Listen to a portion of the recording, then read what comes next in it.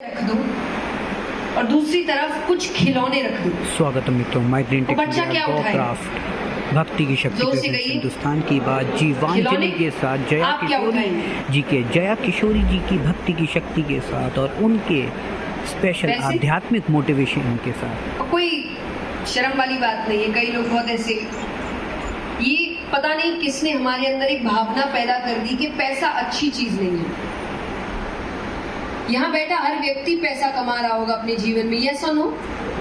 फिर भी हम पैसे के नाम पे इतना शर्मा जाते हैं, या हम उस बात को इतना गर्व से कहते हैं मुझे तो पैसे से कोई लेना देना है ही नहीं। सबसे बड़ा झूठ है ये।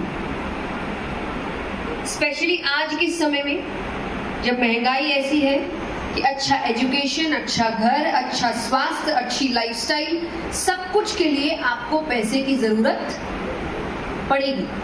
और कई लोग होंगे जो आपको समझा रहे होंगे पैसा सब कुछ नहीं होता। प्लीज उनसे जाकर कहिए तो अपना भी मुझे दे दो। यस और नो? ये जबरदस्ती आपको, मुझे लगता है, बहकाने की चीजें हैं। क्योंकि जिस भारत की हम बात करते हैं कि हम एक वो भारत वापस लेकर आएंगे जो सोने की चिड़िया था।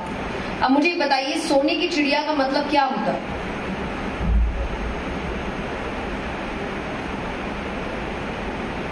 क्या पूरे भारत की सारी बिल्डिंग्स गोल्डन रंग में थी? हाँ? तो what do you mean by सोने की चिड़िया? धन बहुत था हमारे पास, तभी तो लोग आए ना। इन्वेडर्स क्यों आए? कोई ये देखकर तो लूटने आया नहीं होगा कितना गरीब देश है, चलो लूटते हैं। नहीं, वो यही देखने आया कितना अमीर देश है, इतना धन है। और ये उस वक्त के भारत की बात हो रही है जब भारत में गुरुकुल थे, अध्यात्म था, धर्म था, भक्ति थी। इतना कुछ होने के बाद अगर इतना धन हो सकता है, यानी धर्म, अध्यात्म, भक्ति, ईश्वर और शास्त्र, ये कोई भी आपको धन से दूर रहने को नहीं कहते। ये वो कहते हैं जो कहीं ना कहीं आपको कहना चाह रहे हैं कि तुम मत कमाओ, मुझे दे दो। तो मैं आपको ऐसे किसी भ्रम में डालना नहीं चाहूंगी।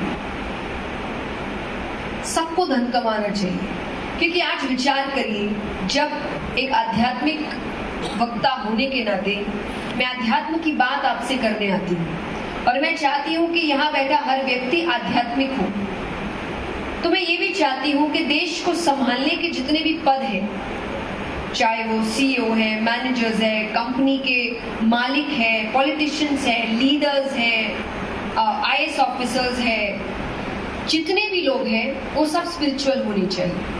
I want this. लेकिन अगर मैं स्पिरिचुअलिटी लाने के बाद उनसे ये कह दूं कि आप धन नहीं कमा सकते, तो आप मुझे ये बताइए, ये सारे लीडर्स क्या चुनेंगे? पैसा के अध्यात्म? जोर से देखिए, मेरी प्रॉब्लम है, आप बीमारी समझ सकते हैं ये, मैं अकेले बात नहीं कर सकती, तो आपको मुझसे बात करनी पड़ेगी, जवाब देने पड़ेंगे। तो व्यक्ति क्या चुनेगा? आध्यात्म की पैसा?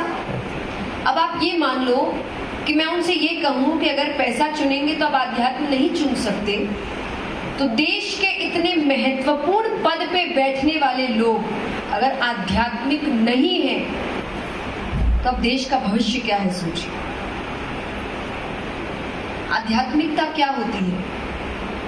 साधारण शब्दों में कि हम जो भी करें उसमें हमारा विचार होना चाहिए कि मेरा तो भला हो और मेरे साथ साथ समाज का भी भला हो। ये सोच रखने वाला व्यक्ति आध्यात्मिक है।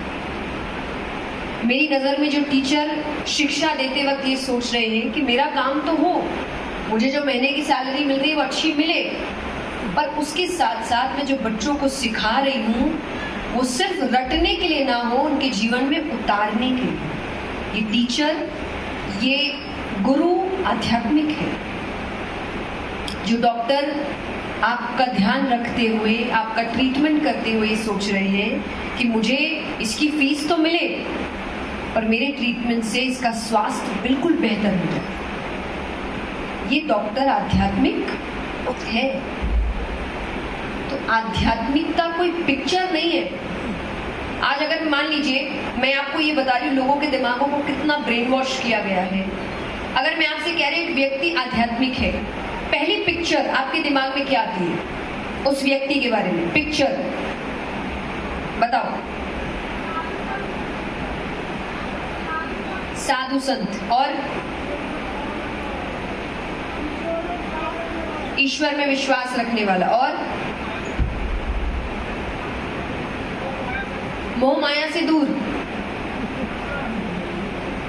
कौन आपको आज मोह माया से दूर दिख रहा है? मुझे बताना जरा।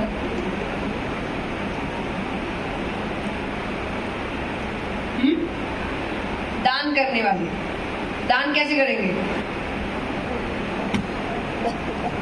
होगा नहीं तो देंगे कैसे? और कौन सा वर्ड? सादगी भरा जीवन। सादगी क्या है? वाह। जय जी, एक सेकेंड।